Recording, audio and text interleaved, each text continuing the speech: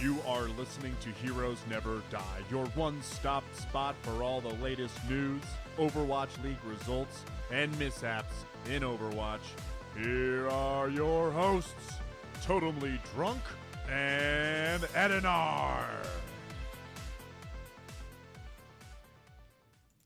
What is up, guys, and welcome back to Heroes Never Die, your one-stop spot for all things Overwatch. I am your host, Tumbly Drunk, and tonight on episode 192, we'll be taking a look at the most recent news around the game, its community, as well as the competitive scene. So before we jump into the agenda for tonight, and introduce you to my co-host, I just want to take a moment to thank everyone who is joining us tonight on Twitch for our live show, and of course I gotta thank all of our repeat listeners out there. So joining me tonight, as always, is my co-host Ed. It's been an interesting week. We've had a lot of uproar amongst the community for various reasons. We got some on-air talent departures from the Overwatch League, some players stepping down to contenders that were in the Overwatch League, everything and anything kind of in between, and there's quite a bit to kind of dive into tonight, even some hints at some of the things that are to come in regards to just direction of game balance. So it's been a more well-balanced week, I would say, in regards to stuff happening in-game, stuff happening in the future, as well as stuff that is impacting just the competitive aspect of the game. But how has this past week been treating you? It's been pretty good, lots of stuff to digest this week. It's a slow news drip of stuff. Like, it's little things here, there, and it's starting to ramp up a little now that we're getting closer to the Overwatch League season starting up. And we're starting up our fantasy show again, so we got that to deal with, and then we have the Tavern Tales podcast. So, and then getting gaming in, and it's been pretty hectic, but a lot of fun so far. I've played a little bit of Overwatch. Somehow at 12:45 at night, I was with a group of a six stack, with a couple of the guys over from Mash Those Buttons, like Ja and stuff, and our lead person drunkenly put us into ranked. That did not end well, because none of us knew we were going in there, and all of us were rather drunk. So yeah, that did not go well. But yeah, it's been fun. How's your week been?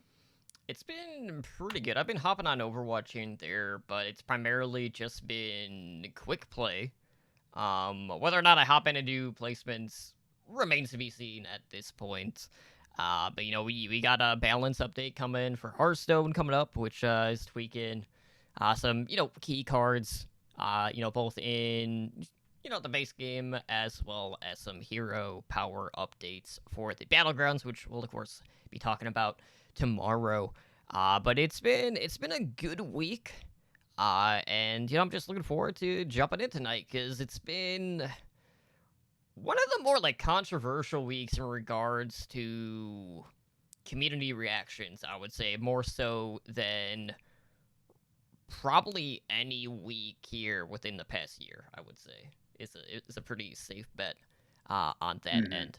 So with that being said, let's jump into the agenda tonight. Let's see what is going on in the game. So we got a couple of updates from the development team, and it comes either on the Blizzard forums or over on the cesspool that is Reddit, if you are Jeffrey.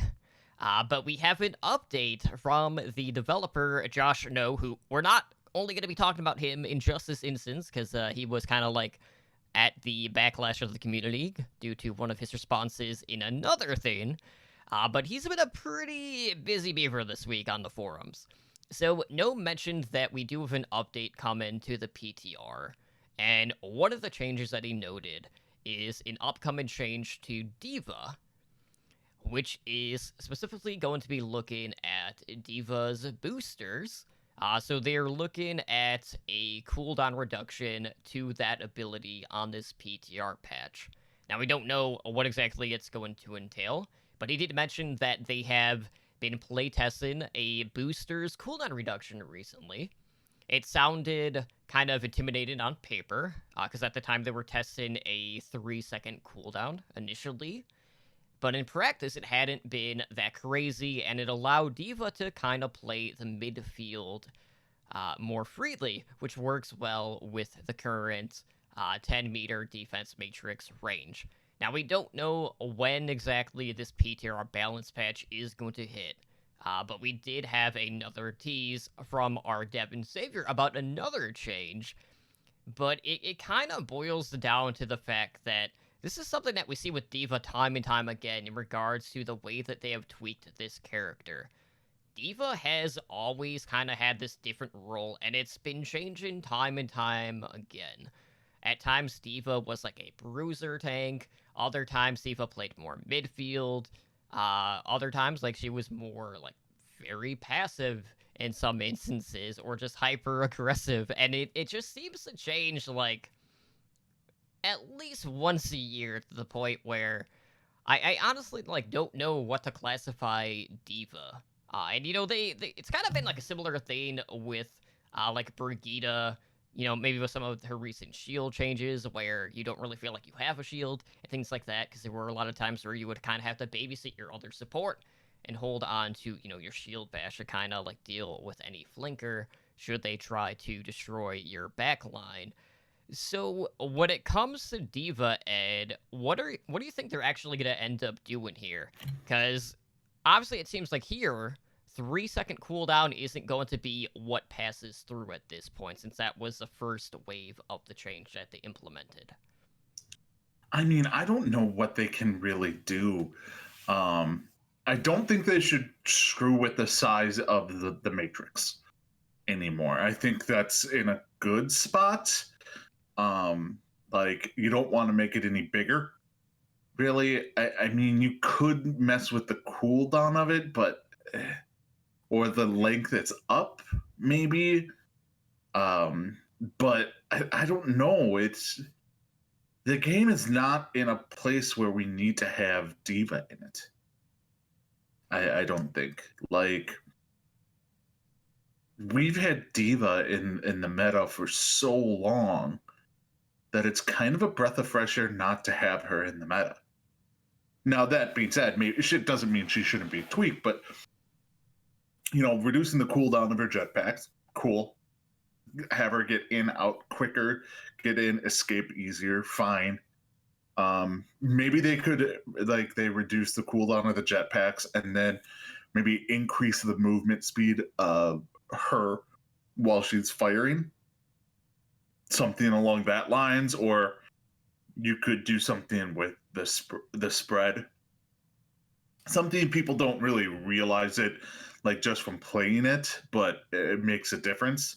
Like, the spread of the bullet, you don't really realize it during a fight. But, you know, it's something that could affect the game pretty well, or do something with her rockets, but just don't screw with her defense matrix. Mm-hmm. Like, the size of it. I think it's in a good spot right now. Yeah, by the looks of it, doesn't look like they're really going to be even looking to address the defense matrix any further at this point. But, you know, having that extra mobility, that option to escape more at the ready is definitely going to be welcomed.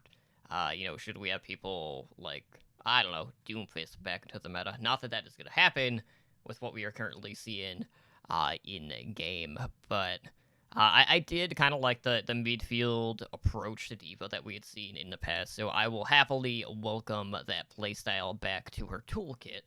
Now, with that being said, we also have to talk about another change that is coming up, which I'm assuming is also going to be in this same update. This one comes from our Devin Savior, Papa Jeffrey Kepkep, praise him, who was over on Reddit to let the community know that they are looking to put forth an effort to balance Baptiste. Now, Kaplan specifically noted that they are taking a look at Baptiste's immortality field and they are already playtesting potential changes to this ability. Basically, the phrasing that Kaplan used for the lamp was that it feels too oppressive. So this response basically came in a thread where at the original poster, was hoping to see like a cooldown change where the cooldown would start once the immortality field is destroyed rather than when it is placed. So that would like decrease the uptime across the board for the ability. But there are multiple different ways how they can look at tweaking this ability.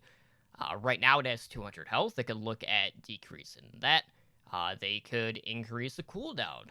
Maybe they'll take a look and tweak the radius effectiveness of it, how long it's actually up, things like that.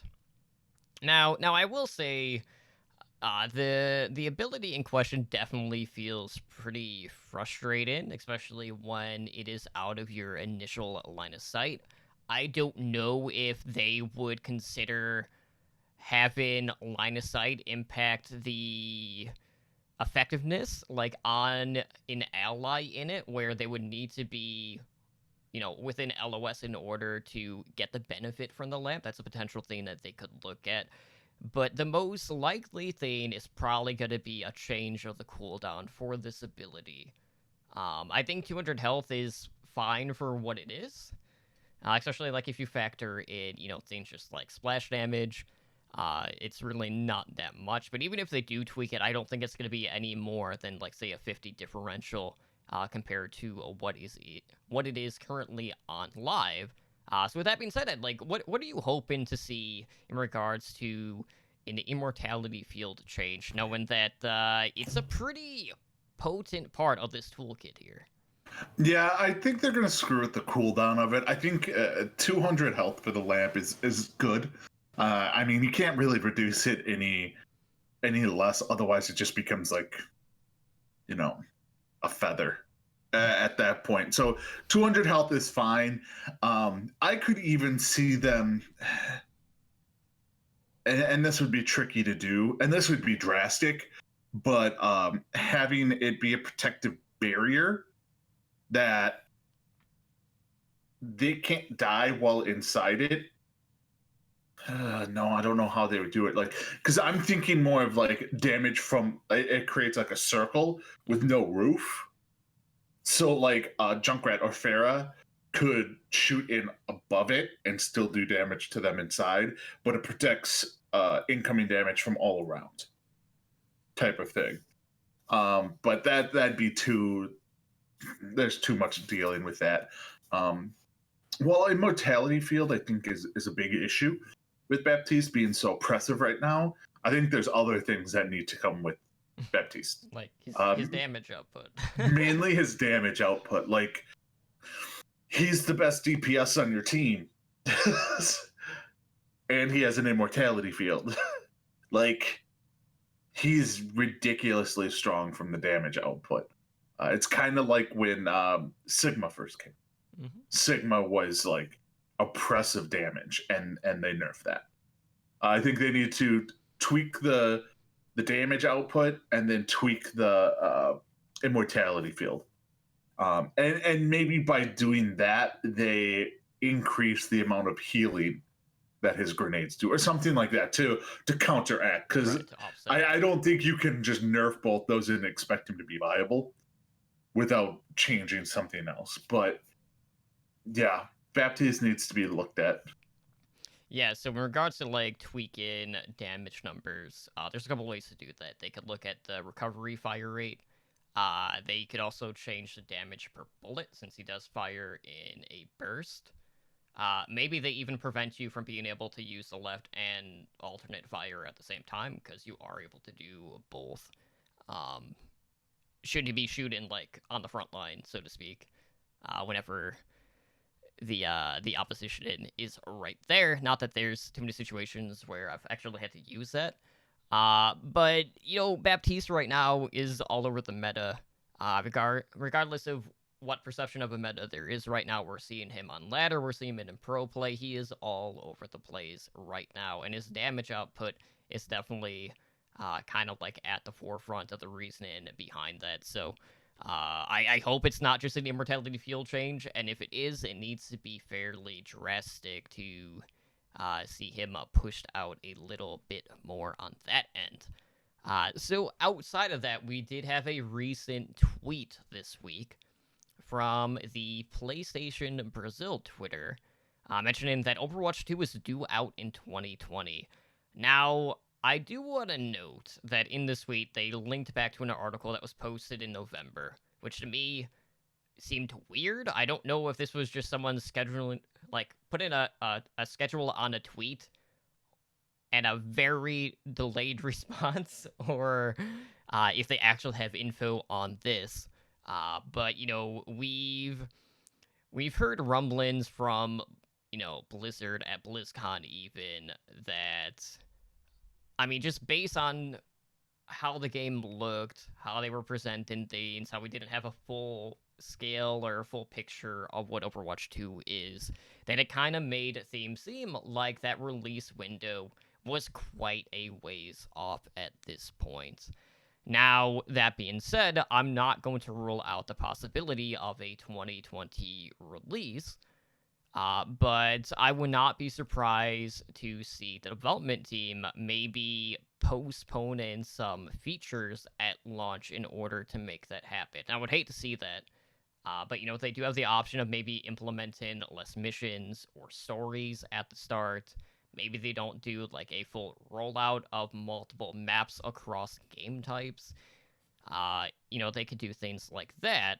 But in your mind, Ed, like, how viable do you think a release in 2020 is? And I'm going to assume that you are going to peg it at Q4 to give them a little bit more breathing room, because I think anything before that would be completely out of the question here.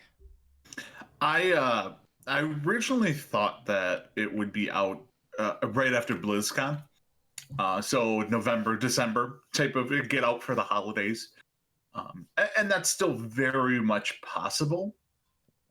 But I'm starting to think more and more of, because we are going to be getting pre-patch stuff to build into Overwatch 2.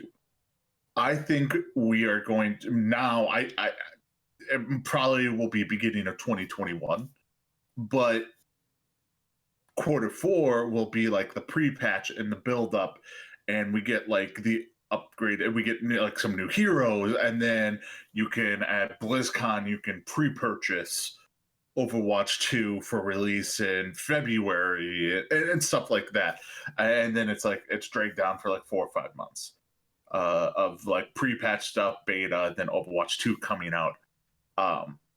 Because I think once they announce Overwatch 2, it will need to at least be 4 months in advance of when it will actually release. Like, we may know before then, but like at minimum it would need to be then, because they did say we will get pre-patch stuff. And they said we will be getting heroes before Overwatch 2 release and after. So, but that will tie in together. So it's not as likely as I once thought, but if they are, it's going to be November, December.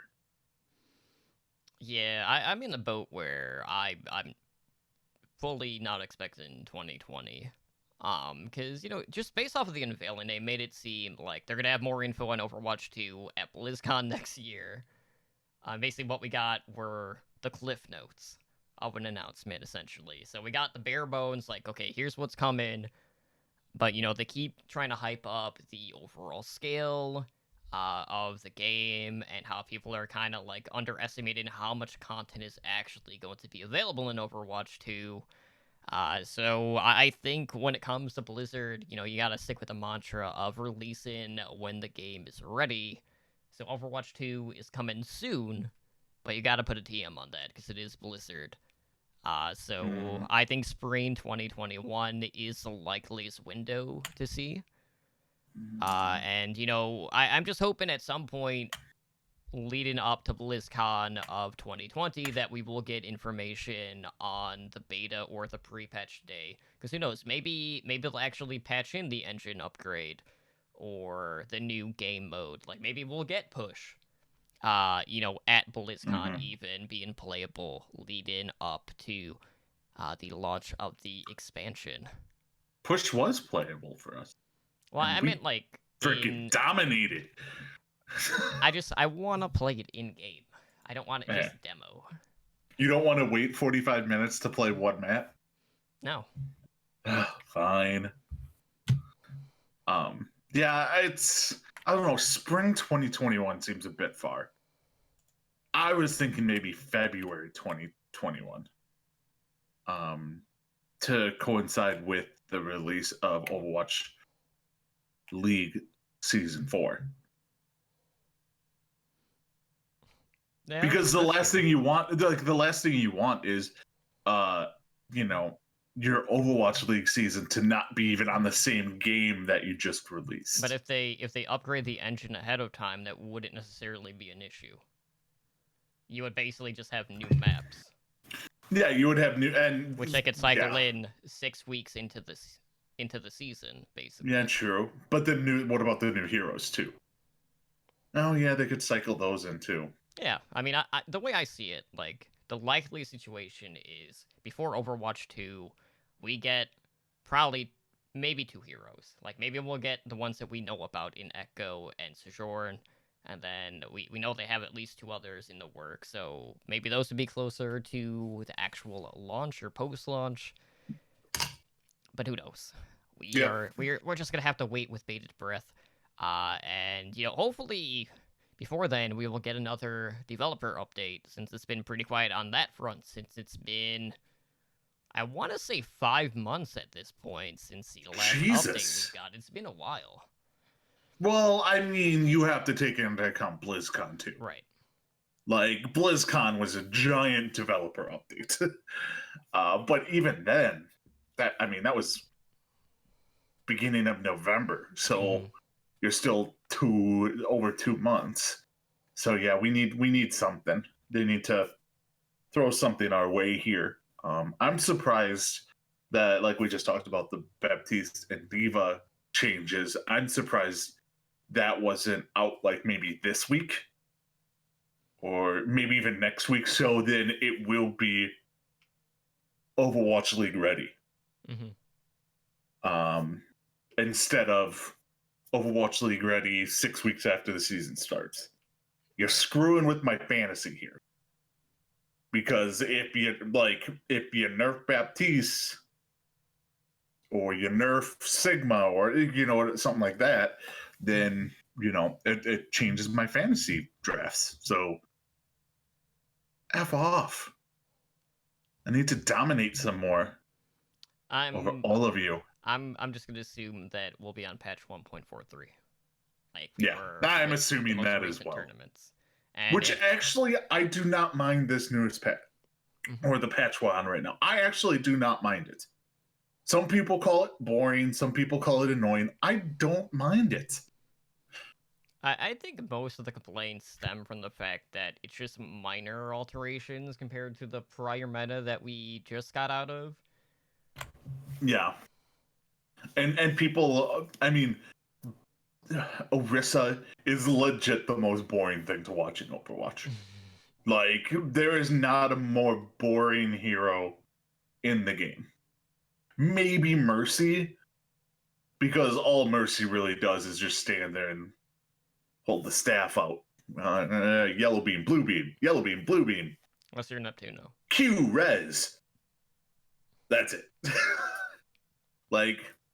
But it's Sigma is very high skill ceiling. A good Sigma player, a good Mei player is even fairly high skill ceiling. Well, with the wall placements. We do know Mei is getting a nerf. I wonder what ability Mei is getting nerfed. Freeze. Yeah. Because this will kind of tie into our hot community topic. So there's been a lot of discussion on power creep within Overwatch. Now, adding all of these CCs to the game, parallels the increase of power creep into the game as well. They keep introducing more and more things to it. They keep buffing heroes and not necessarily bringing any heroes down in most situations.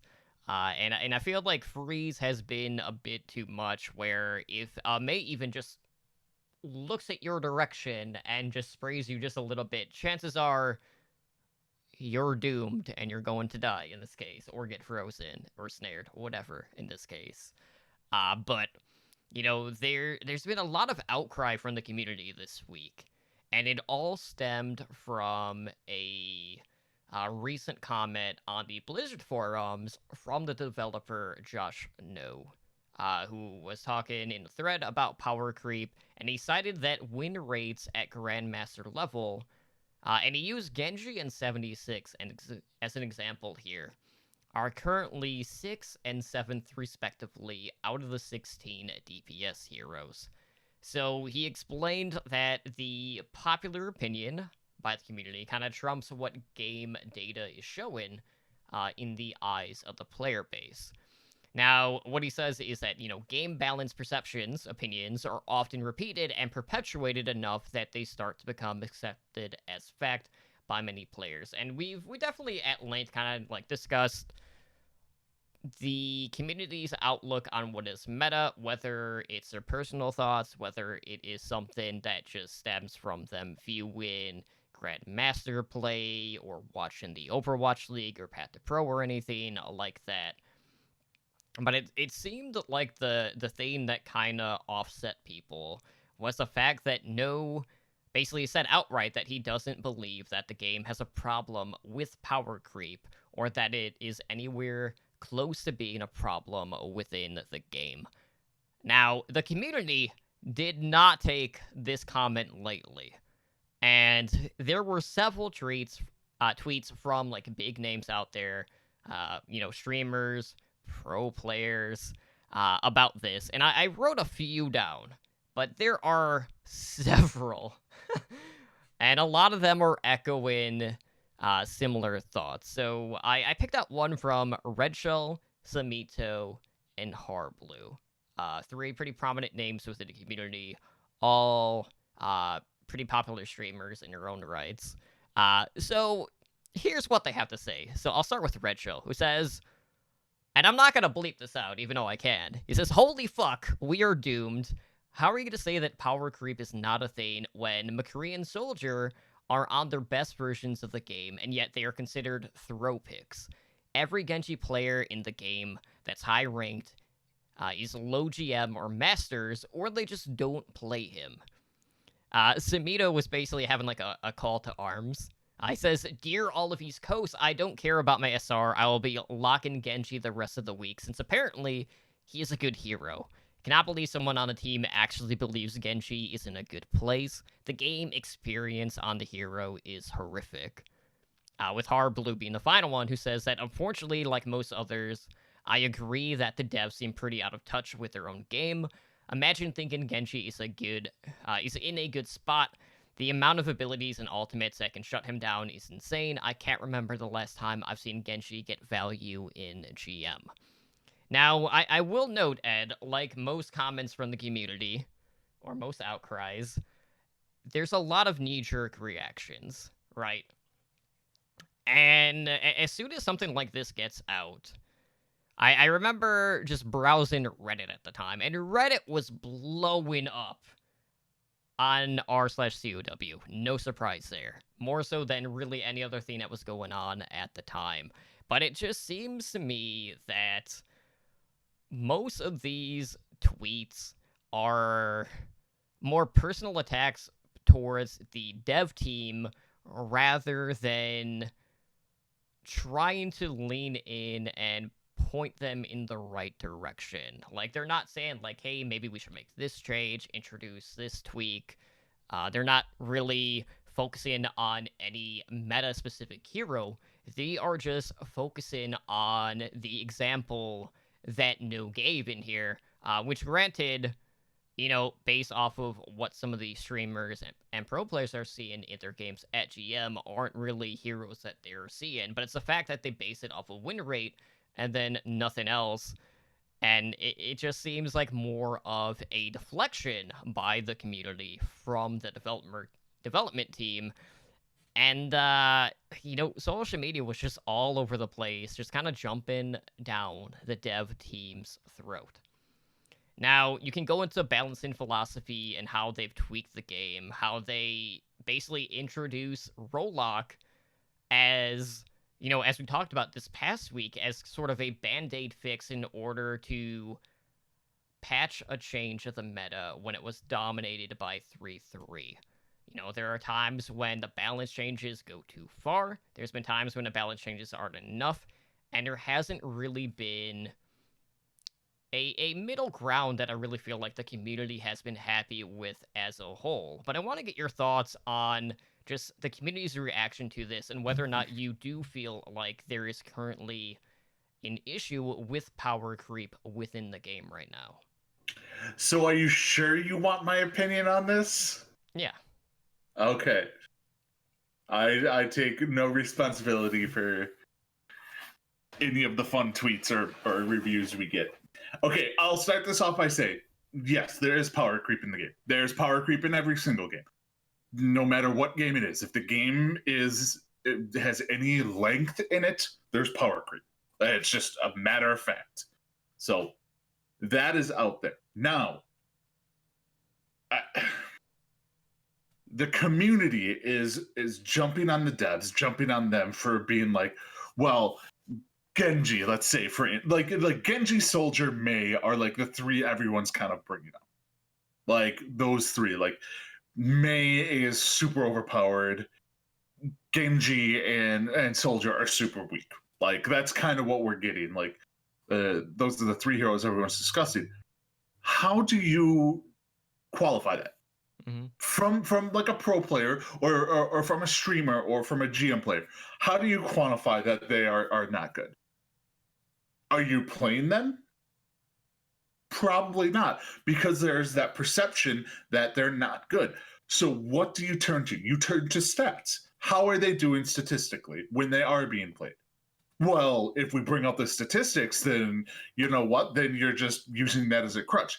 Well, if you're not actually providing anything and they have the stats to be like, listen, you may say this, but that's not the actual case. That's how stats are there to prove people wrong when they're just blurt shit out. Right. I do want to note here really quick. Now, when we're looking at stats at a GM level, for example, because of the perpetuated meta, you're not really seeing a ton of Genji or Soldier in this case. So to a degree, you could definitely argue that whatever stats that they do have are a little skewed. So they might not be the best thing to base off of. Well, okay, all right, let's go with that. Genji is picked about the same as Mei. So they have the same amount of stats on Mei as they do Genji. Right, that is true. So here's the thing, though, and the follow-up post that Josh put out, there was two sentences in there that strikes it to me as where it's the heart of it, where everyone's complaining about the skill and about all that stuff and about the meta. And it just reminds me, I don't know if you've ever heard of, God, what is the comedian's name? He did the gun control bit, Jim Jeffries, where he's essentially, the gun control bit by Jim Jeffries is possibly the greatest thing we have. Like, if you haven't seen it, go watch it. But there's a point where he's like, don't claim that you want guns for safety. It's fuck you, don't take my guns. I enjoy guns. It is the two sentences in this is stats don't do a great job of telling us subjective things like how fun something is. Player feedback does. We can try to interpret a little bit of that from the pick rate, but there's too many competing factors. So it's not that they may be bad, it's that they're not fun to play. And that is where the line blurs between a lot of these Reddit heroes and the developers. Is they're not having fun playing it. While they may be effective, they're not having fun. And if they're not having fun playing it, then that must be a broken character. Every character in the game that is either overpowered or perceived underpowered or anything like that generally revolves around, this is not fun. How many fun heroes do you hear complaints about? Right. So it's not about whether the abilities and about anything like that. It's about whether it's fun. Now, granted, you have more fun when you have more overpowered heroes. Yes, you like it's why in WoW you go in with level 120 into these lower level raids and you blow through it by yourself because you just one-shot everything. You enjoy overpowering things. But then that's overpowered. That's the people loved Sigma when Sigma was ridiculously overpowered, but they had to bring it back down because of that. So it's one of those things that, yes, there are some valid complaints in there, but it's not as drastic as some people might think because they're just not having fun, because it's not the Genji they remember of old or the soldier they remember of old or something like that.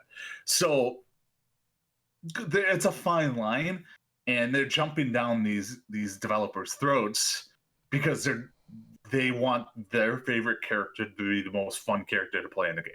Yeah, and on that note, I do want to bring up another thing that was in this response, which was posted, by No earlier this afternoon.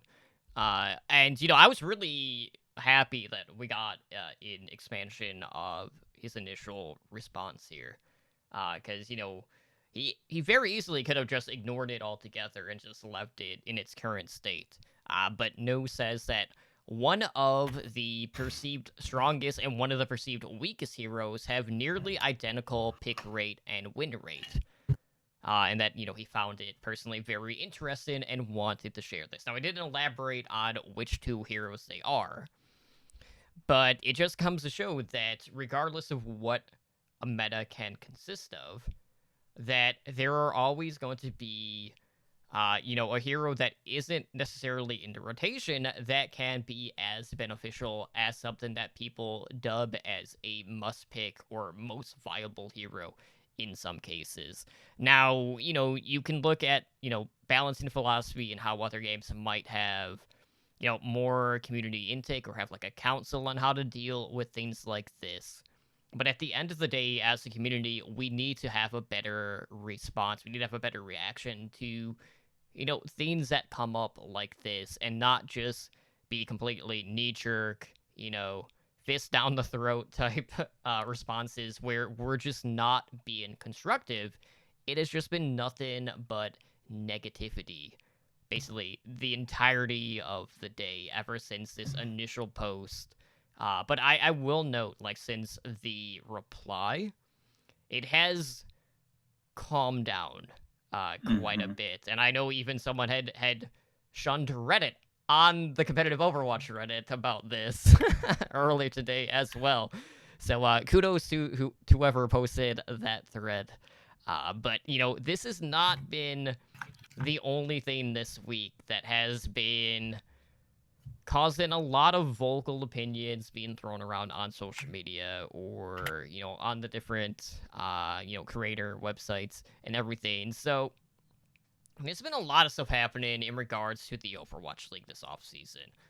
Obviously, a lot of people are looking at 2020, being, the home and away model, being a make it or break it type season for the league. Now, not everyone is labeling it that, but there's been a lot of doom and gloom around the Overwatch League, and, one journalist in particular might be at the forefront of that, and, if you're in the Overwatch community, he's probably already blocked you, but basically what has happened is the OnAir Talent for the Overwatch League is shaping up to look drastically different entering this season. We've had multiple departures here within the past week. So we don't have Doha returning. Monte Cristo is gone. Chris Puckett is gone, but we might still see him at like the New York events since he did move. But it seems like the gist of the reasoning behind the moves has been creative differences in regards to the direction of the Overwatch League. Monty had cited that as a main issue, as well as Doha. And, you go on, some of these esports journalist sites, and everyone's talking about, like, oh, the Overwatch League is doomed. Like, the Overwatch League is dead. Kind of like the same thing that people have been saying about the Tier 2 scene, which has also been heavily perpetuated by a lot of people out there already. And, Tier 2 has a lot of changes to the format as well this season, as does the Overwatch League. And, a lot of people just look at this as a bad omen for the Overwatch League. Now, the Overwatch League is still new. Like, if a commentator or a caster was to leave a traditional sport, you wouldn't suddenly knee-jerk and be like, oh my god, like, there's no way, this league is going to survive, a couple more years down the road just because of one departure, in this case. But, there's always going to be an influx of talent both in and cycling out of the league, whether it is on-air talent, whether it is professional players. It is something you expect, and it's not exclusive to just the Overwatch League. It happens in every traditional sport. It happens in pretty much every esport. But just because of the scale of the Overwatch League, everyone has just jumped on this bandwagon that this has essentially been a nail in the coffin, for lack of a better term. And, we do know some of the newer talent coming into the league, on the OnAir Talent. But do you feel like a lot of this has also been perpetuated by the community here as of late? Hot take. Ednar Hot Take Central. That's what this episode is all about. I actually think it's good that they left. I actually see this as a positive sign that Monty and Doha left. Puckett, not so much. I think Puckett was very good on the desk as a host. I think they need to find a new good host. I'm fine with Malik, but I think Puckett was far and away a much better host in reining people in than Malik was. They signed Monty and Doha to be the big names to attract people, but they were not Overwatch people. They're good esports people. They came over from League of Legends. They were not even contracted with League of Legends. They refused to sign a contract with them. They were free agents, basically working independently when they were over there. And they had a big following, so that's good for them. But you bring them in, but they don't have the insight that casters coming in have. They don't have the tactical knowledge. As much as they may try or want to, they just don't.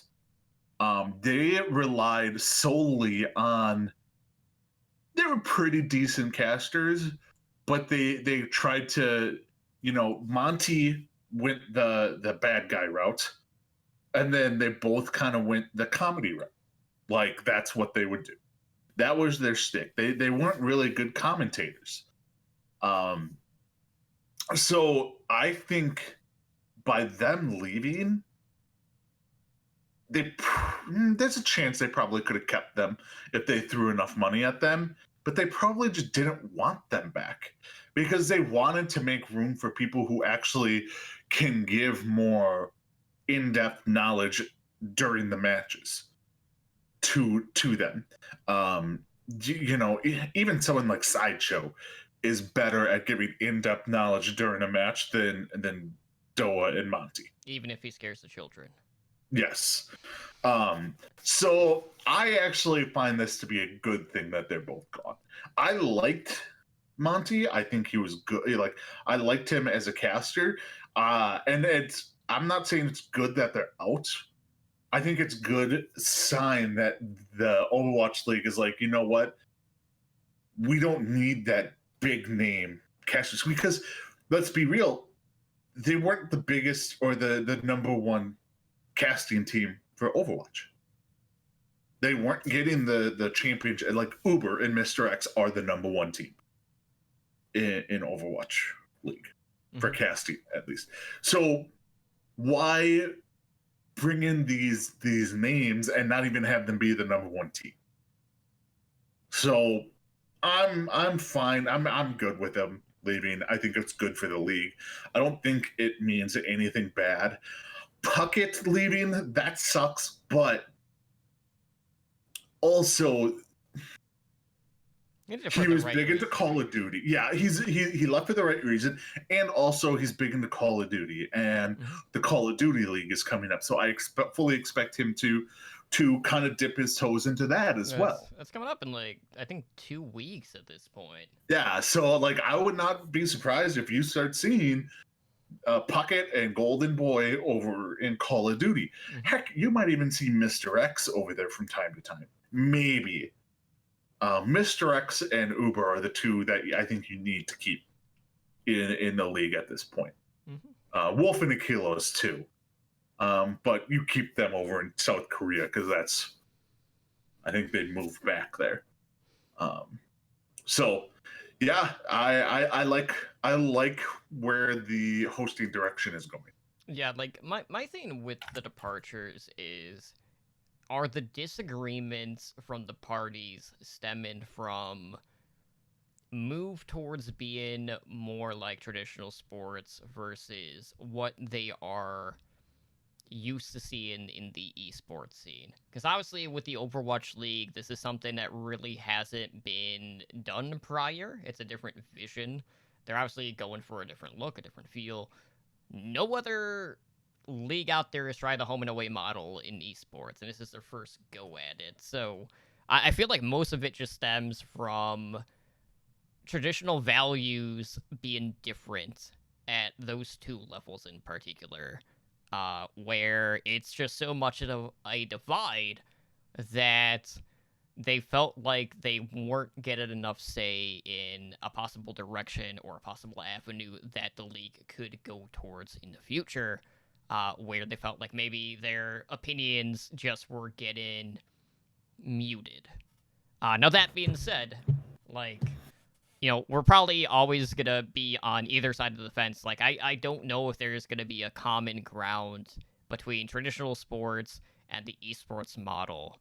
But, you know, there is a lot at stake just for the future of esports due to the Overwatch League, just because it is that first type of venture in this regard. But I will say, like, the new talent that is coming in, whether it is, you know, rookies as players or, you know, veteran talent coming in to fill in as caster duos or working the desk, the talent that they have picked out is absolutely fantastic. So let's mention the new duos that we have. So we have Brennan Sideshow. They have moved from the desk, and they'll be casters.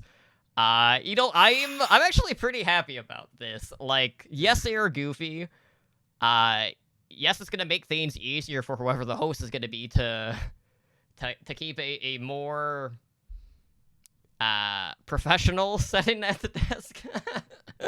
But they are just a fun duo, and I think they're going to be crucial to the EU viewership, especially now that we are moving to the home and away model.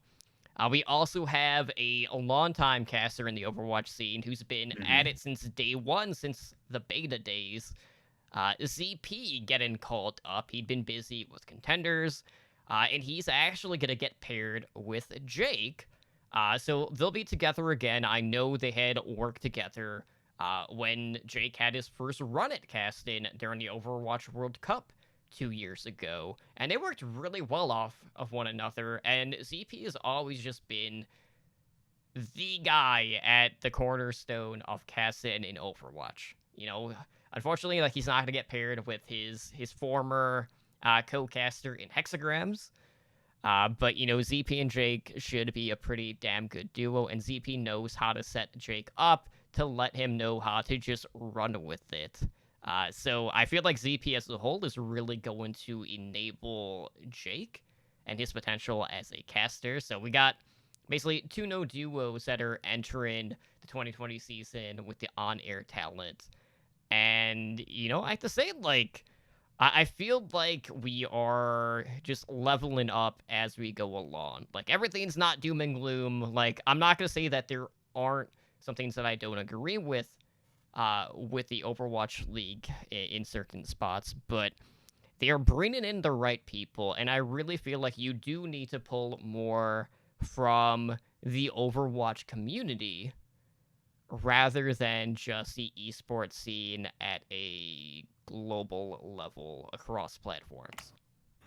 Yeah, I mean, I love that ZP. I think I remember talking back in season 1 about how we think ZP should have been in the Overwatch League casting. So it's nice to see him finally get in there and paired with Jake, who we know they work together. The rumblings are that Avast is also going to be joining the desk. So, that's not confirmed, but it's heavily rumored. So that's I'm a fan of that. I am not a fan of Sideshow and Bren. I like Sideshow. I do not think Bren. Yeah, no, I'm not. I don't think Bren is going to be good because he's more of a shock jockey. Are you concerned that anytime Bren is on cast, that he's going to be like, I could 1v1 him? Exactly. Like, he's not going to give you any analysis for the game going on in front of you. He's just going to have one-liners, and then that's it. Like, that is my big concern. Mm-hmm.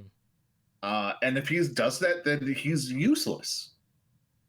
And then it brings down Sideshow, and I think Sideshow could be pretty good at in-game live analysis and whatnot. So, Bren scares me. I don't think that's a good. I would have rather them brought in Leg Day to pair with Sideshow than Bren.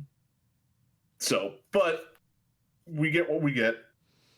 Yeah, now we do have one other note about the on-air talent. This came from John Spector, who says that they're creating pairs. Or the casting pairs will be based in different parts of the world and will travel to do the English language casts live from the team venues. So the desk that we go to for analysis will be based in LA, and we'll have more to share in regards to caster pairs as well as analysts joining the desk here fairly soon. Now, the way that I read this, Ed, saying that they're going to be based in different parts of the world, basically screamed to me that they are going to look to station caster duos across the globe. Now, we've mentioned Wolf and Achilleos, who came from Korea. They've been a very prominent duo, due to, Contenders Korea, dating back to Apex. So you would have to imagine, should I be reading this right, that's where they're going to end up. Like, it seems pretty obvious Bren and Sideshow would probably be based out of, EU in this case. And, we've already like kind of talked about like how it makes more sense to have the studio for the analysis based out of LA, especially when they are using that more traditional sports approach to the league. But I want to get your thoughts on like who you feel like is going to land where, and like who else you would like to see maybe incorporated into either the caster duos or potentially at the desk here. I mean, who? So we know Custa's going to be on the desk. Mm-hmm. We do know that. I think Jake and ZP are going to be the West Coast team. Probably West Coast, partial middle. So maybe Dallas homestands and whatnot. So like I can see them having probably 4 U.S. casting teams. So you got 2 West Coast, 2 East Coast, and when they have Dallas or Houston homestands, you send 1 from each coast over there. Because you're going to have 4 matches for each homestand. So you don't want one casting team to do all 4. In my mind, you don't want that. And now you could, and if they do that, that's it would cut back on the need for talent. Well, it's a minimum. You're at least playing 6 maps in this case for the day, or casting 6 maps, which is not that crazy when you think of it. Because you're not spending 12 hours. So maybe they do just do that. You get the Jake and ZP on the West Coast. You get Semenier and Hexagrams to be like middle / like they could also take places like Atlanta and Florida type of situation. And then you got Brennan Sideshow maybe doing I don't know if they're going to have a separate European team and that is true. East Coast. London probably there's only have 2 like teams. 2 homestands. Yeah, so maybe like you get Bren and Sideshow to do Europe and then Boston, New York, Philly. Something like that. And then, some hexagrams get like Houston, Dallas, Atlanta, Washington, Florida. Yeah, you could do stuff like that. And then you have Wolf and Kilos over in Korea. And then I don't know what they're going to do about China. Right. Because that's like the big... God, where do they put Uber and Mr. X? I don't know what they're going to do. Honestly, I would say they'd be East Coast, because you figure Washington has Yeah. 5 homestand events. Like, if they're your marquee duo, I would put them wherever the most... Yeah, you give them the... Honestly, no. I would give them the bigger homestands. Where... So you cherry pick it. I would cherry pick. Like, I would cherry pick them for the US. Or who knows, maybe they'll just base it off of divisions. They could also Yeah, they could. way. Again, this is coming up in like 3.5 weeks, and we don't know shit. Maybe and this is all pure speculation. Because like I actually brought up the schedule. Week 1, they're in Shanghai. I skipped a week. Week 1, they are in Dallas, yeah, and New York. So yeah. Yeah, and you have 2 straight weeks over in China. Yeah. So and we found out from Jake that they won't be casting, like sending people to China. So they're going to be. Actually, it's longer than that. It looks like it's 3, and then there's also a Seoul trip the week after that. Yeah. And like, yeah, you look at the Justice, you talk about the Justice being one. Well, they have 3 matches each day in the first Justice homestand instead of like the first 2 weeks, they only have 2 matches each day. So that's a scheduling nightmare for casters. And also, who says that they have to actually travel? That's the other thing. They could work remotely. Because let's be real, if it's on a time delay, how the hell will we know? Like, it's on whatever delay they effing feel like putting it on. So, yeah, they could do something like that, because I don't think they want to keep paying for these casters, and I don't think the casters want to like travel every weekend to a different city and live out of a suitcase type of situation. So I could see them. That's probably more likely, is doing remote casting for certain matches. Right. And I do want to like save enough time to do our division preview. So I'm going to kind of lump the new roster additions together, and then I'll bring it back to you. So we have two teams who have gone out and picked up some new players. We have the LA Valiant, who have signed Gig and Rain, who had long been leaked thanks to an Overwatch League article on the website. So you have Gig, who was picked up formerly from XL to Academy. This is a main tank player. Rain is a main support. So you'll have Rain join in Slur and Lasher on the support line, but he's the only main support on this Valiant roster. And then you have Gig, who is the second main tank listed alongside Dreamer, who's also an off-season pickup from the Sydney Drop Bears. So the signings bring the Valiant up to a 9-man roster. They also have like someone like KSP being rumored to have signed with the team. That would bring, like, give him another actually pretty good DPS addition to this For team. the love of God, don't put KSP on that team. With KSF? With KSF, people? no, screw that. Absolutely. And, they did also change their colors. And I want to note, like, there are multiple teams out there that have changed their colors. I know the Shock went to, like, a black and silver, which they unveiled earlier today. We also had changes for, like, Florida, who went back to the pink and blue Miami Vice that had, like, the third kit design. So not only did they take from runaway players, well, they also went pink and blue, too. So they double dipped on that end.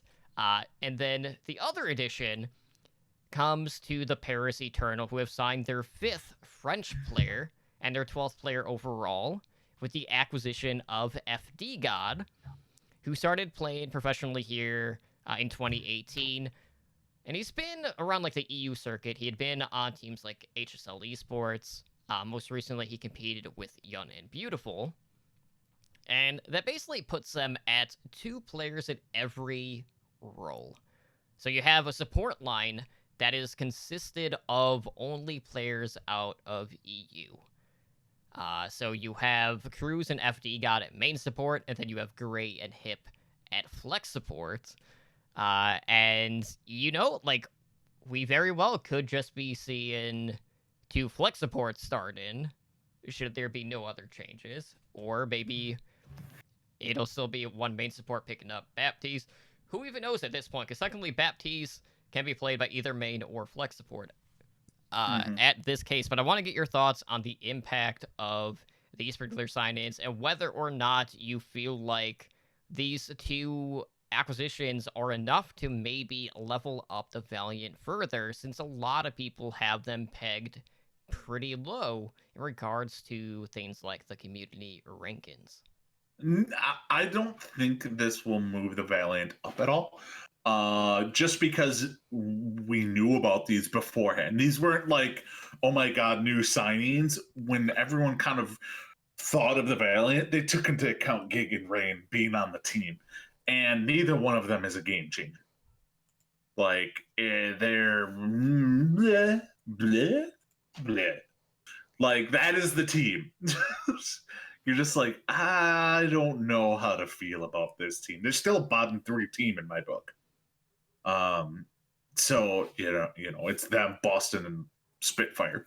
Now, I will note, if the LA team pops off in Call of Duty, everyone's just going to be like, well, there you go. That's where our budget went. And you know what? The company's going to be like, la di frickin' da. Like, but I think the biggest signing of all this is, for the god, for Paris is, I don't know, did you watch his montage? I did not. It's pure Baptiste. They show nothing but Baptiste. That's probably on purpose. Yes. And I'm like, if Baptiste is meta, for the god, could definitely be starting for them. Yeah, and Cruz can come in and play Genji like old times. Yeah. Because Genji has the same win rate and pick rate as May, so... But, that's not true in the league. But FD God could definitely see some play. Who knows? I mean, you could get FD God and Gray, because we've been seeing Bap, Zenyatta. So you get both of them in there, and there you go. And maybe Hip is sitting is riding the pine. I don't think they have any other support players. Oh, Cruz. Yeah, I mean, Cruz. it's 2-2. Yeah, Cruz will probably ride the pine then too. So who knows? So I don't know. I think FD God could probably see some play. Rain obviously is going to start. I don't know if Gig is going to start because let's be real. We don't know much about the majority of these players for the Valiant. Mm-hmm. They're like the Boston Uprising of every year. Like they sign these people. We've heard of the teams they're on, but we don't know how they're going to actually perform. So, yeah, it'll be interesting to see. There's still a bunch of big name free agents out there, so. Absolutely. So we do have one other note before we jump into our Atlantic South preview, and that is that we got some new hash flags. That is still a weird word, and I'm probably never going to get used to saying that. That were actually unveiled on Twitter. And I'll be honest, like, I was looking through this list. Some of them, pretty damn lazy. Like, some of them are just hashtag team name. And then, of course, it has, like, whatever emoji after that. So we do have a couple of new ones that I do really like. So you have, for instance, press W for the Guangzhou Charge. Of course, there's a hashtag in front of that. You have Light It Up for the Florida Mayhem, which tied in with their unveiling of the pink and blue color scheme. Which, by the way, like, they did note, like, you have until, like, January 14th or 15th to buy the old skins. So, I don't know if that means that the new color schemes, like, the only new stuff is going to be for the new color schemes, or if they're adding new skins for every team. I'm hoping to hear more about that here, next week on that end. But we have things like Fusion Carry for Philadelphia. You got Clear the Skies for London. And then the Gliders have hashtag Frontline, which just seems weird to me. Like, and I've seen, like, this discussion of, like, well, that might not really, like, overcome shields up in regards to a chant, but a hashtag doesn't always need to be, like, one of the chants. Now, granted, Justice kind of pulled from something very traditional to competitive Overwatch esports, and they went Justice Fightin' for one of theirs. But there are a ton of them on this list. But were there any, like, standouts to you in this regard, Ed? Almost did it. I mean, I wouldn't really say any stood out to me because I don't know.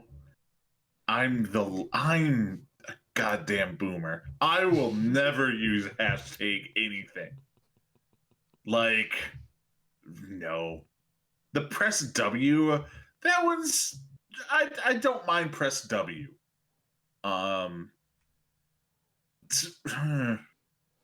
Yeah, no, there's really not any good ones. Nope. All right. This needs to go away real quick. Well, it's not Pajamanate or whatever it was. So there is that, at least. But anyways, guys, we are here tonight to start one of our 4 division previews. So we're going to be starting with the Atlantic South. So should there be any recent team news, we'll bring that up. We'll talk about the changes that occurred to the team between this past season and this offseason. And we're going to project how we feel like they're going to do within their division. Not overall in the league, but just based off of the division. So, Ed, let's start with the Atlanta Reign, who, this offseason had releases of Kodak, who is with ATL Academy. Funny Asher was sent over to Philadelphia Fusion. They also released Daco and Enlar, who, if I'm not mistaken, just signed with, like, an Apex team. Yeah, Apex is where a lot of retired Overwatch League players are actually going over there. Yeah, and that's been a pretty common trend on that front. So the players that they kept on the roster are Baby Bay, Mazza, Airster Pokepo, Gator, who technically was a promotion at this point, but he did play for them, Dogman, and FRD. So we got 3 new additions to the reign this season. We have Hawk, who was promoted from ATL Academy. You have Edison, who is one of the DPS prodigies out of Contenders Korea, who played for GC Busan Wave, who may be more of a mid-table team by a lot of standards, but absolutely insane player. And then you have Sharp, who got picked up from Team Envy. So I'll say this. Like, I look at Edison and I look at Airster, and that DPS potential is arguably one of the scariest in the leagues on paper. You basically have 2 players here that are primarily known as either hitscan or projectile, but are so well versed that they can be top at both roles. So you have a lot of ground that you are able to cover by having these 2 as your primary DPS. So I expect absolutely great things from them on that end. Now you have, the starting support duo remaining intact. The loss of Funny Astro wasn't that big of a deal to me, primarily because, they did send him over to the Academy team, because Dogman basically earned that starting spot, regardless of how much either one of them fed at times, because they both kind of did that. But, Mazao was never in a position to, really lose his spot. He was one of the elite main supports here in this past league. And arguably, probably the most consistent one that we had seen throughout the entirety of the season. And I really like the promotions. There is no secret, Ed, that we are big fans of ATL Academy. And it's not only because of Sugar Free. Nope. ATL Academy is one of the teams that has just been promoting more people. They're not just selling off talent like a lot of these other Academy teams are doing. They're not Uprising Academy or anything like that. And they've been one of the few NA teams who have had continued success in the circuit. They're not being you know what? We're just better than everyone. We're just going to move to Korea and then, shit the bed like Fusion University, who aren't even a team anymore at this point because they went over and rebranded. But anyways, you have Gator and Hawk, who looked pretty damn good in the Gauntlet, which was an interregional competition with the champions from each region. And I have to say, we've seen what Gator can do on Sigma. We've seen what Hawk can do on Sigma. So to have that prowess on either role, regardless of what tank you're putting in there at that position, I feel very comfortable with whatever combination they come out with here. I don't think Poco is going to get the nod over Gator, regardless of who is playing the Sigma at this point. So when I look at Atlanta, I see one of the most well-rounded teams in the league. Now, I will say there is going to be a lot of pressure on Edison, and the success of this team in particular could, be made or broken based off of how he's done. But we have seen great players, or even average players, being surrounded by really great pieces who end up playing above their level.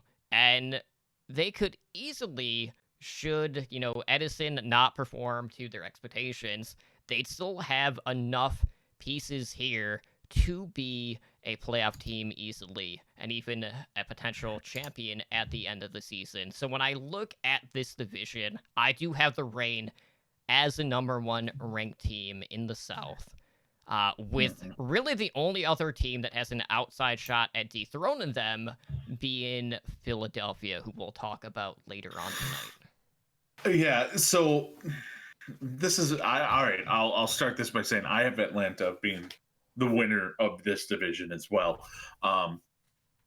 Hawk and Gator, it's not only that we like them when they're on Atlanta Academy, they've been a tank duo together for almost 2 years now. Mm-hmm.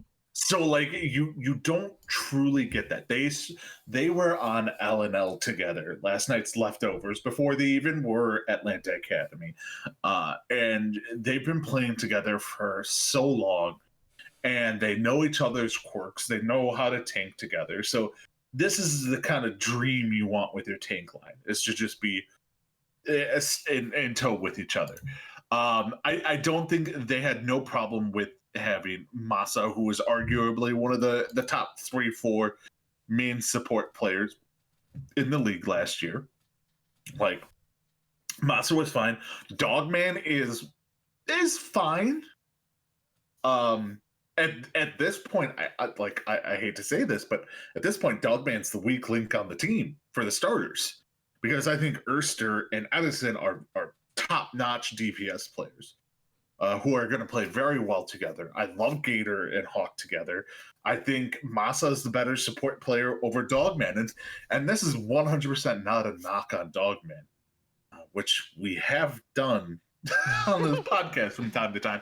But Dogman is just like, everyone else is so much better at their positions or team together that Dogman just, someone has to be 6, and just happens to be Dogman, even though Dogman is probably a top 10 flex support and player. is one of the most entertaining personalities in all of the Overwatch League. Like, he fits perfectly on this team.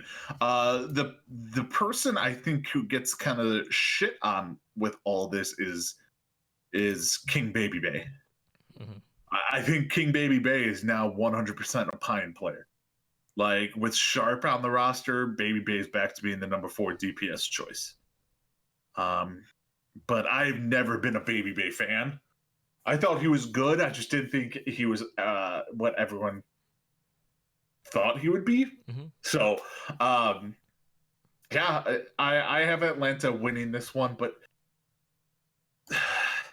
this is the division where I think this is the only division out of the 4 where you could tell me any one of the teams won that division for the year, and I would not be surprised. Yeah, like, for me, the Atlantic South has the most intrigue, because you have some teams that added some very potent pieces. You have other teams who went for more of a wholesale change, incorporating Korean talent. You have Mayhem, who pulled from Runaway.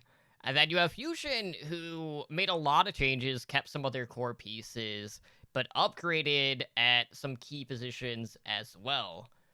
So this division is like all over the place, and I'm expecting a lot of intriguing matches on that end.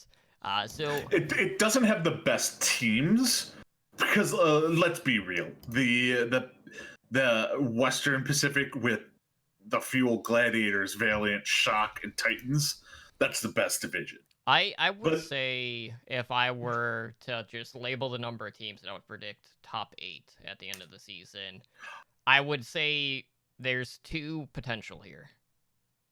There is 2 potential. Like, there are better divisions, but this is the deepest division out of everything. Because every other division has that, like, one, like, this is not going to be a good team. But there's no one in this division who you're just like, ooh, that's going to be a shit team.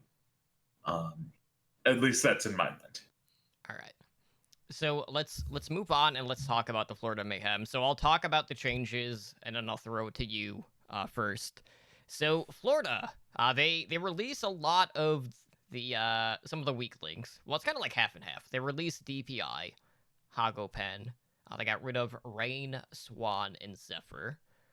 And they did keep Fate, BQB, Byram, Gargoyle, Saya Player, Chris, and Karayan. Now, the 2 pieces that they added are 2 pretty notable names out of Contenders Korea from Runaway. They signed Flex DPS Yaki, as well as Gangnam Jin, who is a Flex support. And I'm really happy about both of these additions, but I want to get your thoughts, because obviously the Mayhem, up until this point, Ed, have been kind of a failed experiment at this point. But as a quick side note, I do want to say that Tactical Crouch just had make an appearance on their podcast.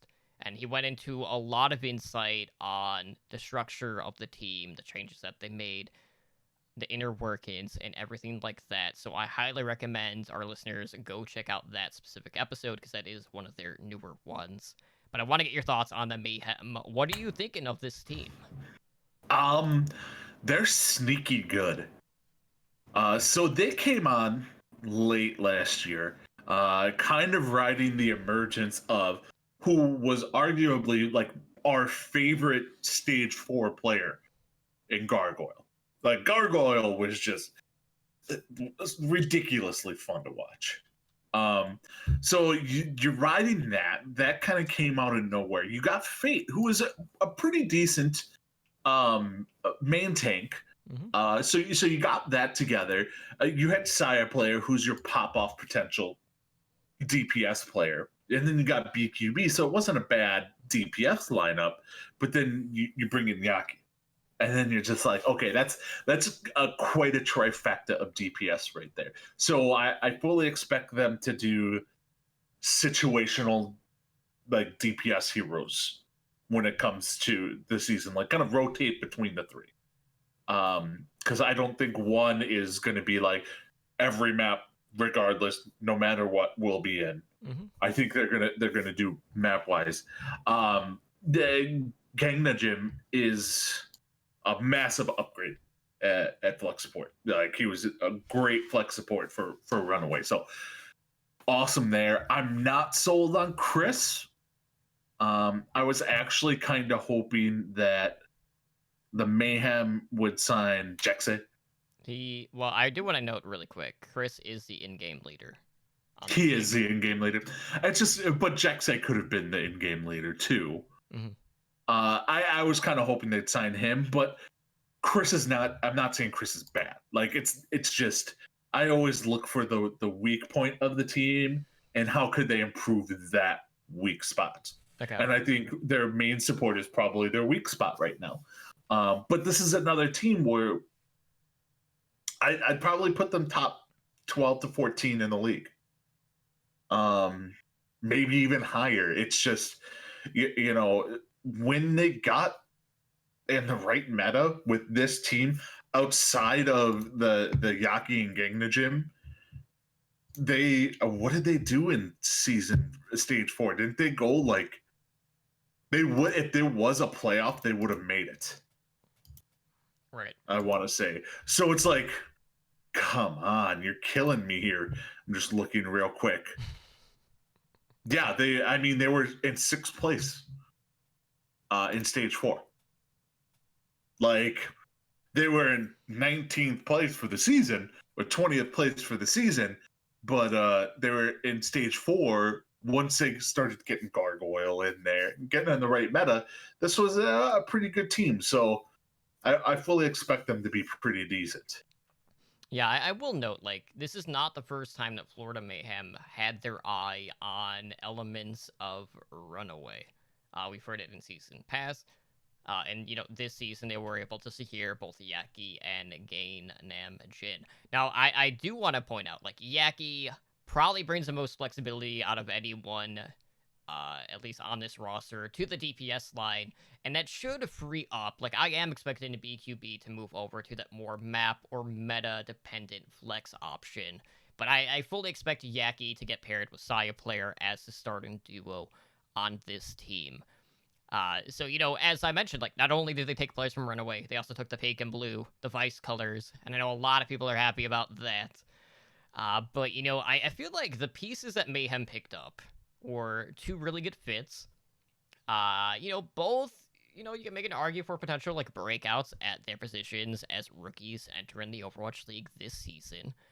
And my only concern at this point with the Mayhem is primarily, this is a team that has kind of had a mark on them since the inception of the Overwatch League. You've had back-to-back bad performances both seasons. Yes, you had more of a high note to end stage 4, but, you know, that was also at kind of like a state of, like, no one really knew what to expect at that point after being in 3-3 for so long. So I don't want to read too much into, like, how a team did in stage 4 to end the season. But I do feel like at this point with these additions that this is going to be the most competitive Mayhem roster that we have seen to date. I expect them to be able to grow as a team more. I do feel like getting Mineral out of Florida was a huge deal too. They bring in part of the coaching staff from Runaway as well with this deal. And, one of the cool things is just knowing, you have someone like Game Namjoon who his first pro team was Runaway. So this is someone who had no competitive background, comes into one of the top Korean teams, gets picked up after, a little bit of time, and now he's going to be starting in the Overwatch League. And that's a crazy story. You just don't hear about that too often. So I'm expecting better things for the Mayhem. But the problem is when I look at this division, I like some of the other additions to the other teams a little bit more.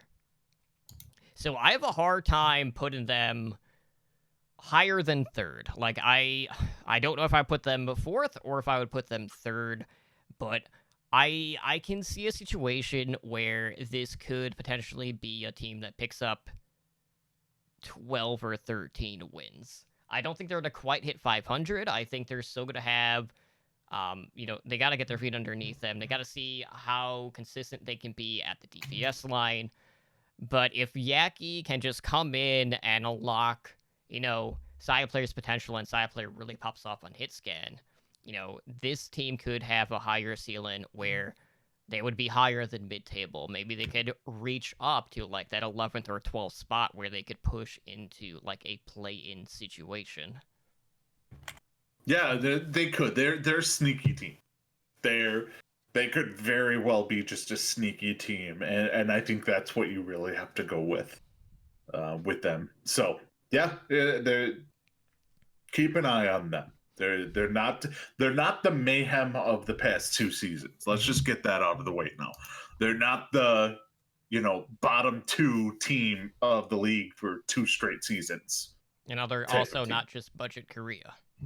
Exactly. They went out and they got some of the top talent in Korea, and so good team. All right, Ed, we're moving on to your favorite team in this division by far, bar none. Your Houston Outlaws. All right, here we go. One of the few green teams left at this point. So Outlaws, they released 3 players this offseason. They got rid of Arhan. They got rid of Bonnie. Jake moved to being a caster. They kept a lot of pieces, I'll be honest. A bulk of their roster. So they kept Spree, Coolmet, Dante, Linkser, your boy Raucus, Muma, and Boink. That was probably the weirdest one out of the lot, but thankfully, they do have a new signing that we're definitely going to be talking about. So, in the offseason, they have gone to other teams to pick up talent. They signed Hydration from the Gladiators, they picked up Blase from the Uprising, Rappel from the Titans, Meko from the New York Excelsior, and Juxei from the Seoul Dynasty.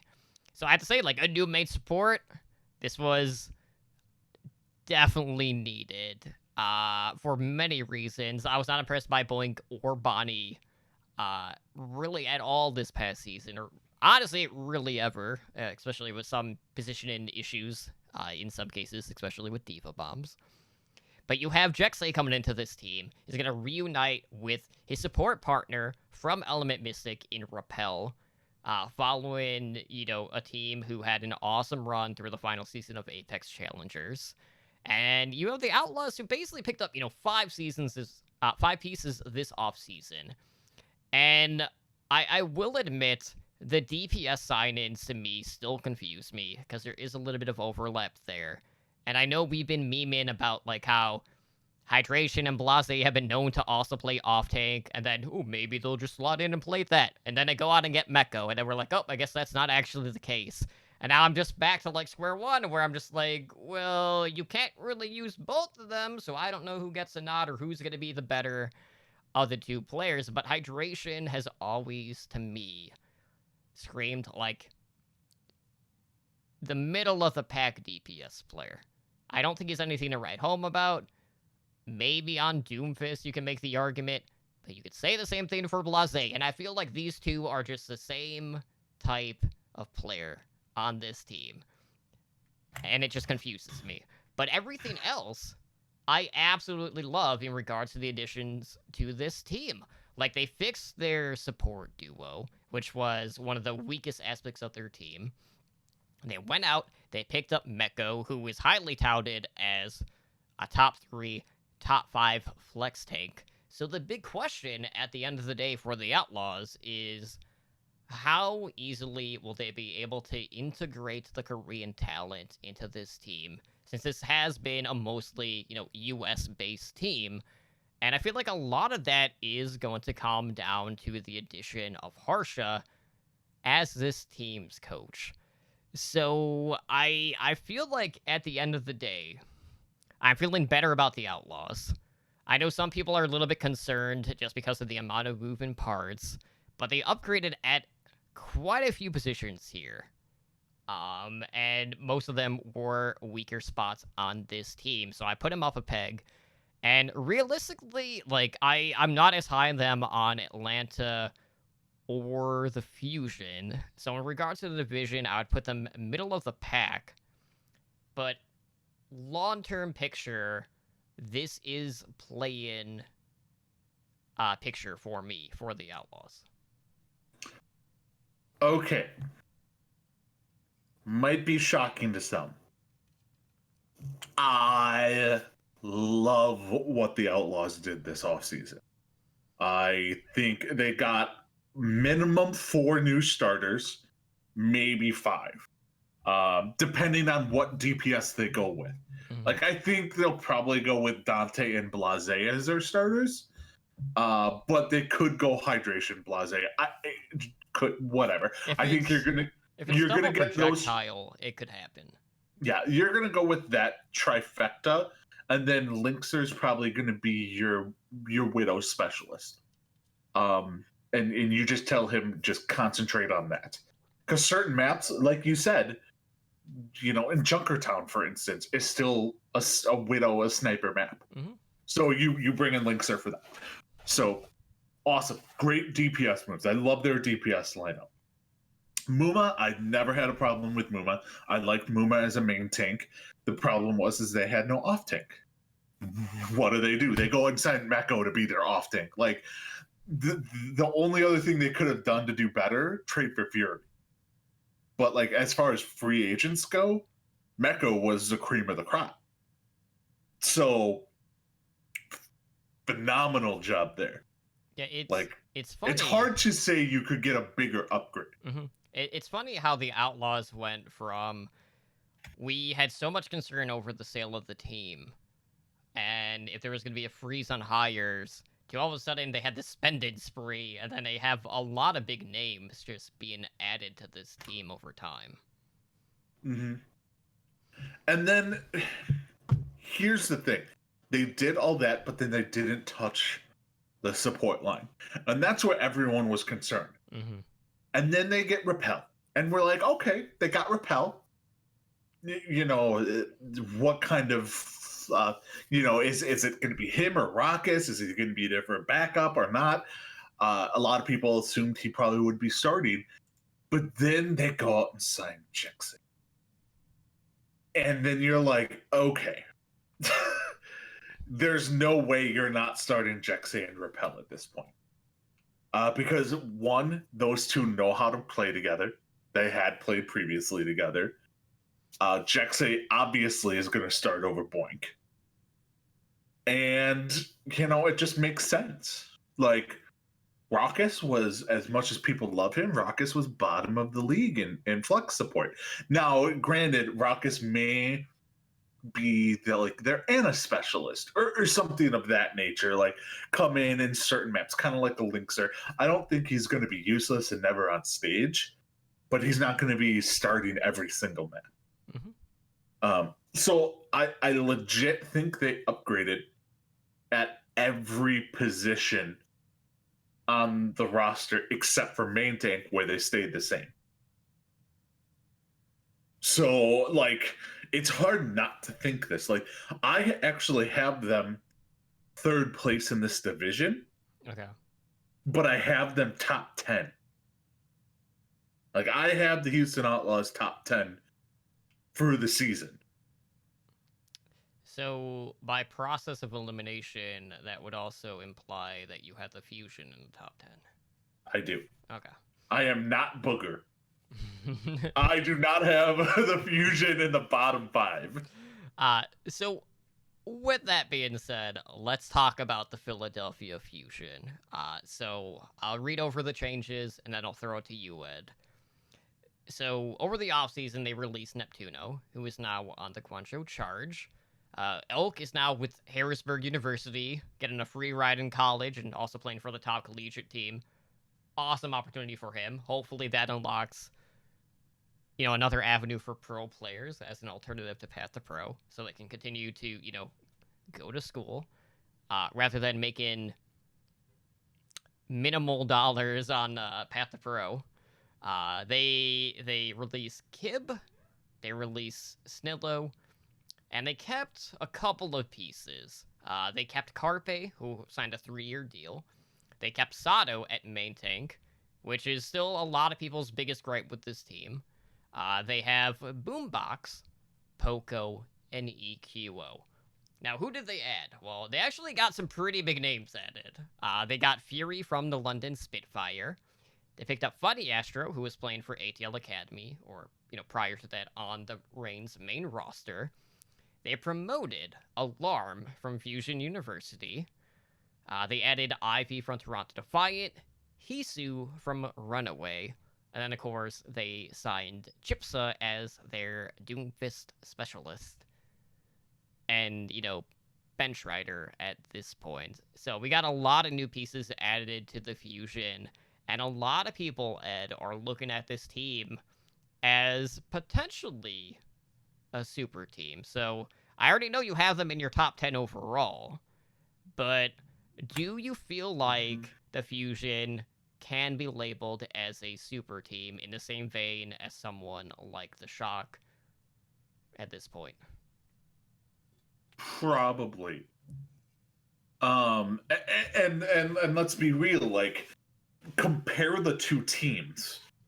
You look at your support line. Boombox to God, it's been so long since I thought of his name. Who's the main support for the Shock? Moth? Moth. Like, obviously, Moth, way better. But Boombox is no, like, crap main support. Mm-hmm. Okay. And then for flex support, you got Violet. Well, now you got Alarm. So Alarm, I think, will be the new Violet. Like, Alarm is probably one of the most hyped players to come into the league in a while. Yeah. That people know about. And I honestly, I would argue that he's probably the biggest name outside of Sparkle. And I know a lot of hype is behind Sparkle, but he only plays for 12 games of the season, and Alarm is playing day one. Yep. And then, and to go back to the main support, who knows if Boombox even plays, or Funny Astro plays. Like, Funny Astro probably might play, because we've heard that Funny Astro's Baptiste is awesome. So you got that. Sato, all right. Sato to Super.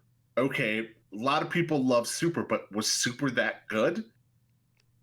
There are definitely players in the league that were leveled up because of the pieces around them. I'm not going to say Super is a below-average tank, but I'm not going to say he was a below-average tank. The components around both Super and Sato, regardless of where people would rank them as individual players, are definitely had their stocks raised by the components there. Mm-hmm. I still think to this day that the Fusion are going to send Bumper. Like, I still think Bumper is going to end up on the Fusion. Yeah, and since we're on the main tank note, I do also want to quickly throw out there, Kaiser was listed on the O2 Blast roster, so do not expect him to get picked up. Yeah. So I think Bumper will probably end up there, but right now Sato. So yes, they're whatever. Their main tank weaker. Fury, Yes, Fury versus Choyobin. Choyobin was flashier. I consider this a wash. Mm-hmm. A flip of the coin. 50-50. DPS, honestly, with the signings they did, not Chipsa. But the signings they did, I think the DPS for the Fusion are better than that of the Shock. I would put them a step down. I do want to note, like, I will admit a lot of people aren't really talking about Hisu enough. And part of that is just because right now he is underage. Now, to that point, it's not like he's missing a bulk of the season. Mm-hmm. He turns 18 at the end of March. So I was going through the schedule. So he is only missing 9 games out of the 28. So, it's essentially a third of the season. Whereas, some of the other DPS pickups aren't coming in halfway or like 3/4 into the season on that end. Yeah, so with the Fusion, you have Ivy as your number 4, essentially, because Hisu, I think, will compete for playing time. I like Hisu. So essentially, you have Ivy as your number 4 DPS. That's kind of ridiculous. Ivy was pretty darn good. So I compare the Shock and the Fusion's DPS lineups very comparatively. So really where they lack from the Shock is their main tank. But if they sign Bumper, I give the advantage probably in main tank to the Fusion. Because I like Bumper more than I like Super. And then probably the main support they get the advantage in. Otherwise, the rest of the team's a wash. Really. So like I consider the Fusion a super team.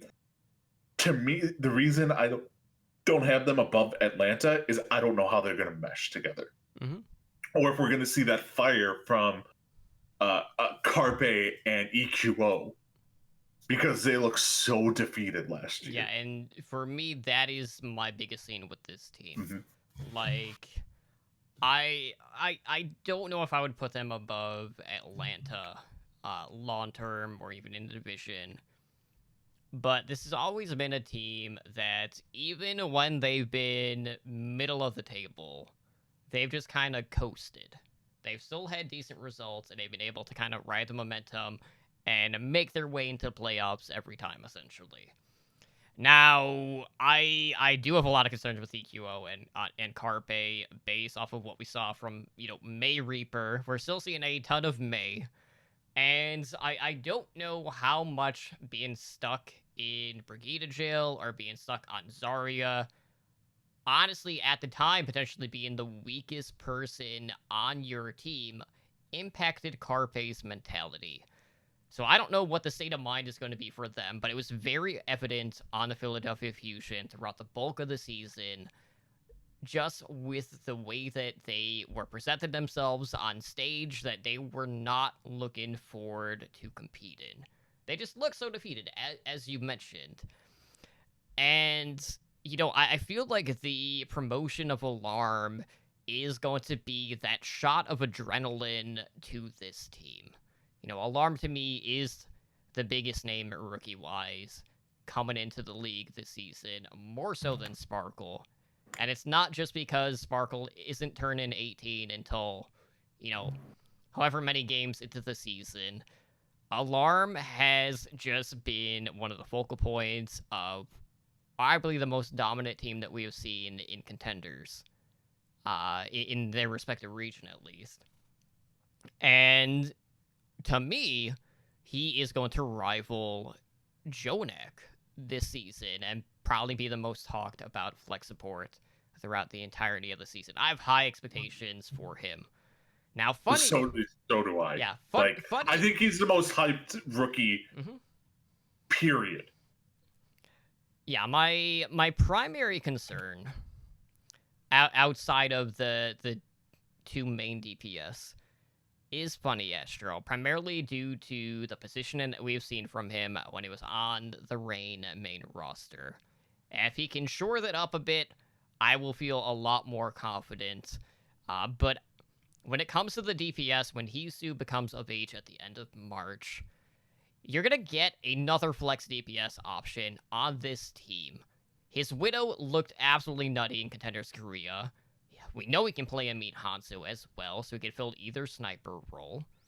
And, should they opt to run May Reaper, his Reaper has been pretty damn good as well. So it's nice that you could filter him in on either DPS role. You could pair him with either Ikiwo or Carpe. But, I can't imagine in a situation where Carpe's on a 3-year deal that he's going to be the one to get the boot, so to speak. So I look at a lot of these pieces, and the potential is there. Like, this is assuming that, they can get that cohesion, the strongest looking fusion team that we have seen to date. And I would probably put him overall. I'd put him behind Atlanta. But I would peg both of them to be top 6, top 7 in the Overwatch League this season. I'm expecting good things from both. I mean, I couldn't agree more. Like, we both didn't have them over Atlanta for the exact same reasons. Like, if Philly last year was a top 10 team, we would have easily had Philly over Atlanta coming into this year. But they just weren't. So, I don't know. I'd be interested. I think the most interesting thing to me is, what are they going to do with EQO? Right. Like, are they going to keep him there or trade him off or just see what happens once, he turns 18 and plays? Like, are him and Carpe going to become BFFs? Because Carpe's there for the long haul. Rumors was a 3-year contract. I mean, that was confirmed. But, like, it could be a shock situation where maybe they play a specific duo on, like escort maps, like the shock we're doing, essentially. Yeah. So I'll be interested to see what they do with EQO. But we got one team left. We do. And this is probably the team I've been most conflicted with. Knowing where to rank them. Because I went back and forth with this team so many times, and that is the Washington Justice. So they made a lot of changes to this team. A lot of them were at weaker positions on the team. So they released Guido and Sleepy. They got rid of Otto, Heianu, Jonas, and Sansom. So who did they keep? They kept Ark, they kept Stratus, they kept Corey, so both are DPS, and they kept their Swedish tank duo, who had visa issues and did not play at all this past season, with Ellie Volt and Lolsish. So the pieces that they added, they had a couple of pieces. They signed Roar, another main tank option from the LA Gladiators. They got Tuba from a DPS player from Bubble Burster Gaming. And then they picked up Aim God from the Boston Uprising. Now, I look at Aim God coming onto this team, and I have a hard time determining whether or not that was an upgrade, primarily just due to the fact that we did see an improvement from Guido when you compare the inaugural season to when he was on the Seoul Dynasty to how he did this past season with the Washington Justice. I felt like Guido wasn't like a below average flex support. I thought he was fine at the position that he was on. But, Aim God also kind of has had a bad stigma. And a lot of that might just stem from the environment that is the Boston Uprising. And I don't know how much at fault he was on that end. But there were times when they could not start both of their starters on the support line for Boston this past season, where Persia all of a sudden just got the nod time and time again, and Aim God was nowhere to be seen. So I truly do not know what to expect from Aim God. He's been a great Zenyatta player. He's looked okay at the Ana. But, with that time away, I don't know if that gives him the edge over the flex support that they did release. Now Tuba, relative unknown. Like, it's really hard to quantify what he'll bring to the team. So you're still relying on Stratus and Corey to pop off in the current meta. but I'm a little bit worried it should it change at all moving forward. And Roar is an like mid-table main tank, but I look at this team and my primary concern is just the fact that you basically have two tanks on this roster, who yes they've known each other since childhood, but they've just been sitting in the abyss for a extensive amount of time. And, I compare that tank line to some of the other tank lines on this division, in this league. And, main tank in particular is probably the most vital piece. And I don't know if the Justice as a whole have the support as a team to level up the tank line enough where it's going to push them to a playoff caliber team. Now, I know, and I brought this up, you look back at Stage 4, and, I don't like using this as a comparison, as, a primary way of gauging how a team is going to do. But you had the Washington Justice, who basically went from a bottom-tier team to all of a sudden being at the top of the standings with the introduction of Rollock. So I consider, Ed, this period to be the honeymoon period for the Justice. A lot of people are high on them just based off of how they did in Stage 4, not knowing whether or not there would be any changes to the meta going into the new season. And everyone's just like, oh, Corey looked fantastic in Stage 4. He's absolutely going to be able to carry this team through the thick and thin throughout the entirety of the season. And I don't know if that's going to be the case. So most of the times when I was doing my rankings, I did have Justice in the bottom 5. I still do.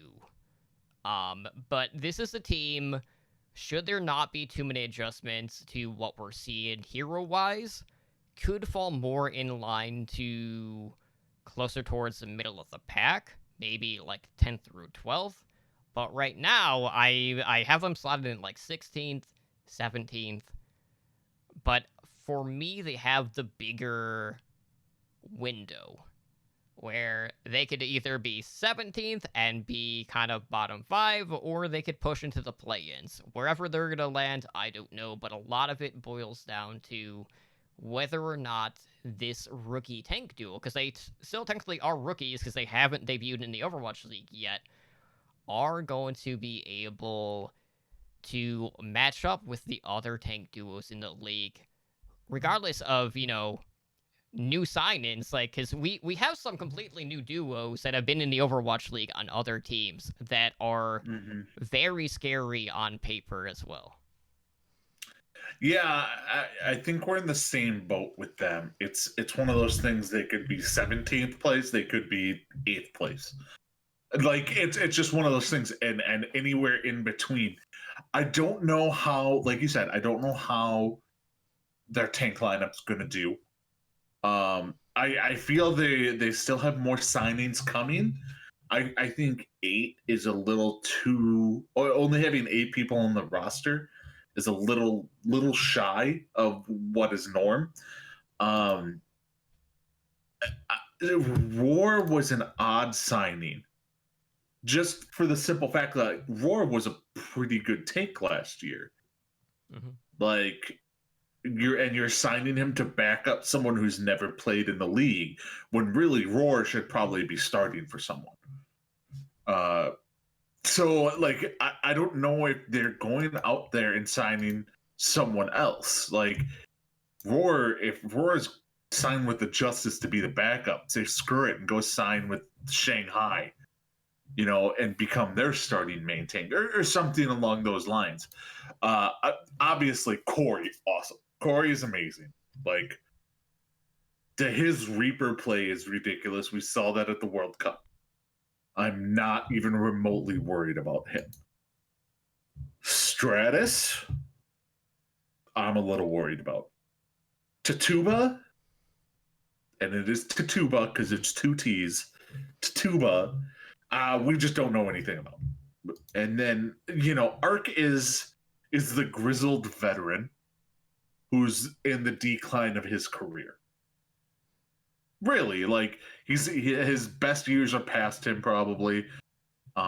It's why he's not on NYXL anymore. And then Aim God, who the hell knows what's going on with the Aim God? Like you can't trust anything from a player coming out of Boston. So like he could be the most toxic teammate of all time. He could be amazing. He could be complete crap. We just don't know. I wish they would have kept, and you touched on this. I really wish they would have kept Guido, because I think Guido is one of those with the right coach could really shine in the league. And now he's gone. So I don't know with this team. Like they're the clear-cut last place team, I think, in this league. But nothing truly would surprise me about them. You meant in the division. In the division, sorry. 5th, yeah. Not in the league. We still have the Spitfire. Despite Overwatch League Network's rankings, which all three of you were wrong, and it was trash. The Spitfire are the worst team.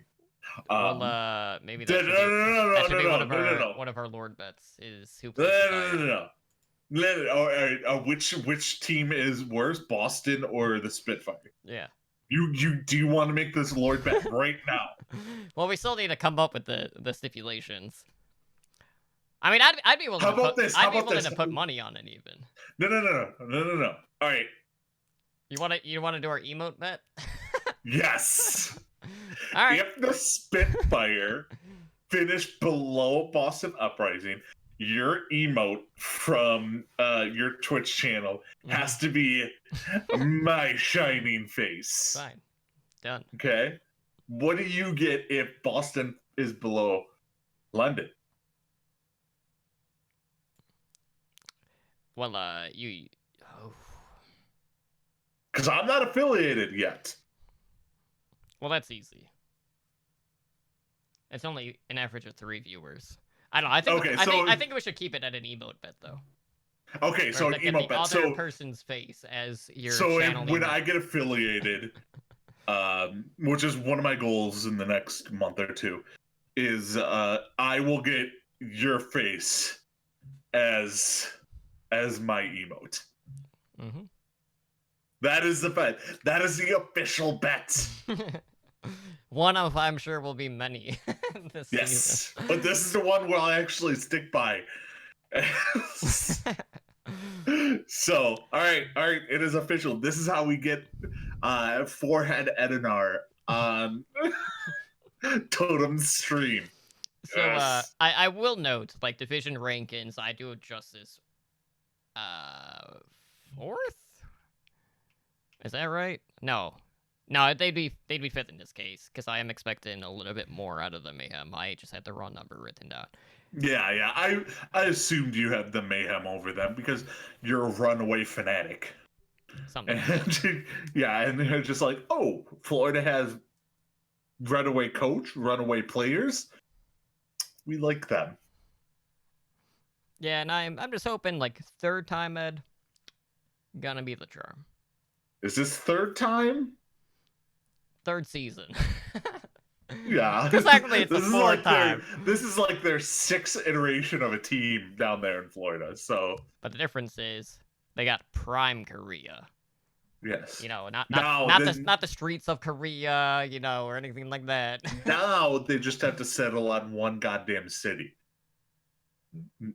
Yeah, Florida. Not Orlando and Miami.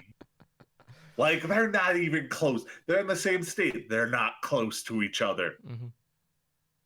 It's like saying Chicago and St. Louis are the same. And it's not. Yeah. Goddamn Florida people. There's a reason the entire state of Florida is a meme to people. You are the Wang of the United States. I mean, just Google Florida Man, and I mean, who knows what will pop up. But I guarantee you it will be entertaining. Every year, BuzzFeed comes out top 50 Florida Man stories. And all of them are glorious. I'm just seeing. Here's what's happening. What's what I can read on the Okay. I'll just read the title. Florida man poses as prosecutor, is charged with 7 more felonies. Okay. The other ones I'm not going to read because they're a little bit more not safe for work. But anyways, guys, that has been our Atlantic South preview. Ooh. Florida man, police say on the run with no hands and no legs. Florida man on the run, no arms, no hands, no legs.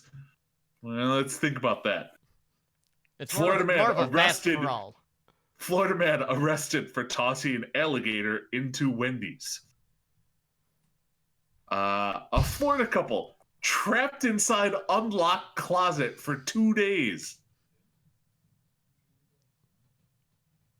Florida man on drug kills imaginary friends and turns himself in. All right, I We think could just go on.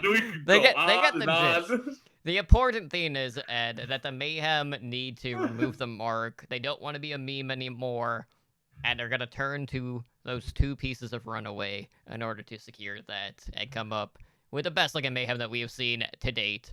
What if they get Don Johnson to walk him out? If only. Like all the players from Florida Mayhem have to wear like the suit jackets with the sleeves rolled up. Mm-hmm. Mandatory. And the t-shirt, the teal t-shirt underneath with the jacket sleeves rolled up. I like it. Mm-hmm. So with that being said, I know we are over 2 hours at this point. So let's go ahead. Let's close. We haven't gone over 2 hours in a while. It happens. Well, I'm expecting it with these next couple of ones with our previews. So if you guys want to help us out, obviously the best thing to do, head over to iTunes, leave us a review, write us a review as well. Of course, we will read them on the show. We're always looking for ways to improve, to make for a better listening experience for you guys. If you want to find additional Overwatch-related content, of course, we have Overwatch Recall. That is our podcast directory, our hub, where you can find all of the Overwatch League, Path to Pro, Fantasy Overwatch League content out there. And then every Sunday, we do the weekly recall, which has basically all the episodes that were released within the prior week. So stay tuned for all the latest on our Twitter at OW Recall. Now, if you guys want to support our podcast network, you can do so a couple of different ways. We do stream on Twitch pretty regularly, so, any Twitch Prime sub, any Tier 1 sub on Twitch, always appreciated. If you can afford that, if you're looking for a cheaper option, we do have a Patreon, where we have tiers starting at just $1 a month. So for more info, visit our Patreon at patreon.com/OWL Network, so you too could join the likes of our Master and Above patrons in Blazing Bob, Brendan, Jay-Z, Owl, Kesha, and Agent Life in helping our network grow. And of course, Ed, outside of that, we have a number of different ways how our listeners can get a hold of us over on the different social media platforms. So why don't you go ahead and let them know how they can do that? Okay, so you can reach us through email at hndoverwatch@gmail.com. We are on Twitter, and that's at hndoverwatch. We do have a website that you can go to, and that's www.owlnshow.com. We do have a YouTube channel, that's youtube.com/Overwatch League Network, where if Spider ever got off his ass, he would post stuff on there. I'm throwing Spider under the bus, and I don't care because it's fun. We are on Discord at discord.me/OWLnshow, so go over there, talk trash with us. And then we, like Totem said, we are on Twitch at twitch.tv/OWLnshow, so we are a Twitch affiliate. Help support the show by subscribing to our channel and earn our network emoticon. That is not either mine or Totem's face at this point. So Mondays, we have the Overwatch League Network at 7 p.m. Pacific. OWL by the numbers is Tuesdays at 6 p.m. Pacific. Heroes Never Die. This show is Wednesdays at 5 p.m. Pacific, and then host streams when available run on a flex schedule. So make sure to follow us on Discord, on Twitter, and all that stuff to be notified. We do have the Patreon at patreon.com/OWL Network. So go over there if you want to help support us even further. You can follow me personally on Twitter at EdinarOverwatch, or on Twitch at twitch.tv/Edinar. And then also, Totem, I have not told you about this. I am filling in on a podcast. Oh, brother. I'm temporarily filling in while they're looking for a full-time host. So, over. what podcast is gonna get a lot of hate mail and reviews? It's over on the Mash Those Buttons network. It's the Dropping Spicy, an Apex podcast. So go over there and check it out if you want to hear me ramble about Apex Legends. It's a lot of fun. So I'm guessing on that for the time being. It's not going to be a long thing because they very much are getting interest in getting a full-time host. I just told them to help them out real quick. So yeah, that's where you can find me. Totem, where can they find you at? Well, you can find me on Twitter. That is at TotemlyDrunkCTR. And of course, I do stream Monday, Wednesday, and Thursday, which I'll be doing here shortly, on my Twitch channel at twitch.tv/TotemlyDrunk. But with that being said, just like quick update with OWL by the numbers, we did return last night with the new episode where we went over some of our top picks for the rookie class at each position. And also talked about the platform providers for this season, the different podcasts covering it, all the resources, and things like that. And then on the next 2 weeks worth of episodes on OWL by the numbers, we have Soul Drink from High Noon coming on to talk about his platform. Mm-hmm. And then the week after that, we have Foul from fantasyowl.com, which is a daily fantasy format, coming on to talk about the changes for 2020 as well. So a lot of content coming that way. And of course, we'll still be grinding away with our division previews during the next 3 weeks. So I do want to thank you guys again for joining us tonight on another episode of Heroes Never Die. This has been episode number 192. I've been your host, Tonally Drunk, joined, as always, by my co-host, Edinar. And we'll see you guys in just a little bit, should you head over to our Twitch channels. Take care, and have a good night.